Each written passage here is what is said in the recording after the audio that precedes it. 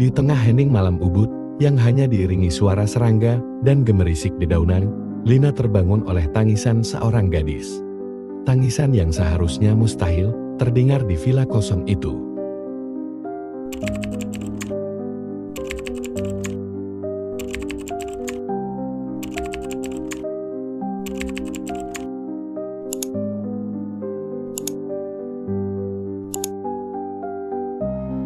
Di sebuah sudut Ubud yang dikelilingi hutan lebat dan persawahan hijau, berdiri sebuah villa tua yang tampak megah sekaligus menyeramkan.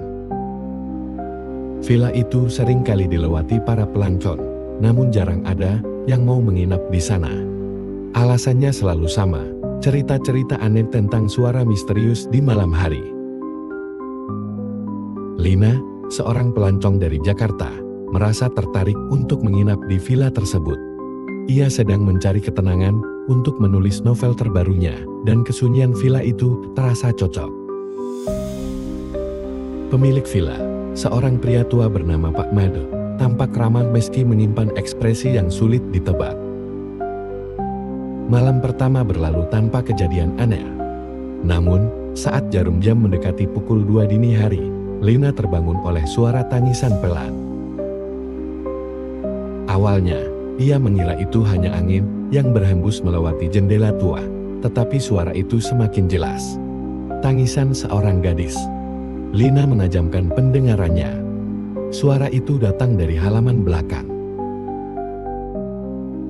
Dengan senter di tangannya, Lina memberanikan diri keluar.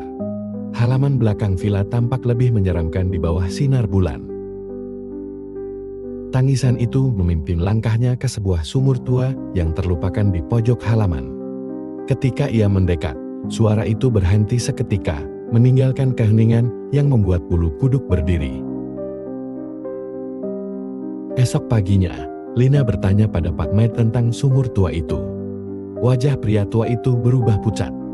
Ia hanya berkata singkat, "Jangan terlalu banyak bertanya, lebih baik fokus pada tulisanmu." Jawaban itu justru membuat Lina semakin penasaran. Malam berikutnya, tangisan itu terdengar lagi. Kali ini, Lina mendengar suara lirih di antara tangisan itu, seperti seseorang berbisik, "Tolong aku." Lina merasa seperti terpanggil. Ia mendekati sumur tua itu sekali lagi dan mencoba menyinari bagian dalamnya. Namun, yang dilihatnya hanya kegelapan tak berujung. Keberanian Lina mendorongnya mencari tahu lebih dalam. Ia mulai bertanya kepada penduduk setempat tentang villa tersebut. Dari seorang nenek penjaga warung, Lina akhirnya mengetahui rahasia kelam villa itu. Bertahun-tahun lalu, anak perempuan Pak Made yang bernama Ayu menghilang secara misterius. Beberapa orang percaya bahwa ia tenggelam di sumur itu setelah pertengkaran dengan ayahnya. Namun, jasadnya tak pernah ditemukan, dan keluarga Pak Made menyembunyikan tragedi itu dari publik. Malam ketiga, Lina merasa dirinya tidak lagi sekadar mendengar.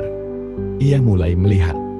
Sosok seorang gadis dengan rambut panjang basah berdiri di dekat sumur. Gadis itu menatap Lina dengan tatapan penuh luka. "Katakan pada mereka, aku masih di sini," bisiknya sebelum menghilang. Keesokan paginya, Lina mendesak Pak Made untuk mengungkap kebenaran. Pria tua itu akhirnya mengaku dengan air mata bercucuran. Ayu memang tenggelam di sumur itu, namun keluarganya tak pernah berani mengungkapkan tragedi itu karena takut aibnya tersebar. Dengan bantuan penduduk, sumur itu akhirnya dikeringkan. Di dasar sumur, ditemukan tulang belulang yang diyakini milik Ayu. Ritual penghormatan dilakukan, dan villa itu akhirnya ditutup untuk umum. Setelah kejadian itu, Lina tidak pernah melupakan pengalaman mengerikannya. Ia menulis novel berdasarkan kisah tersebut, mengungkap rahasia villa kosong di Ubud yang membawa kebenaran pada akhirnya.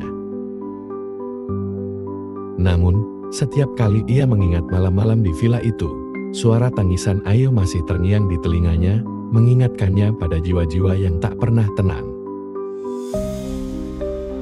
Kisah Lina mengungkap rahasia kelam villa tua di Ubud mengingatkan kita akan pentingnya menghadapi kebenaran, seberapapun kelamnya itu.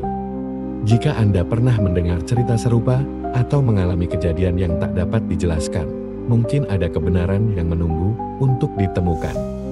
Beranikah Anda mencari tahu?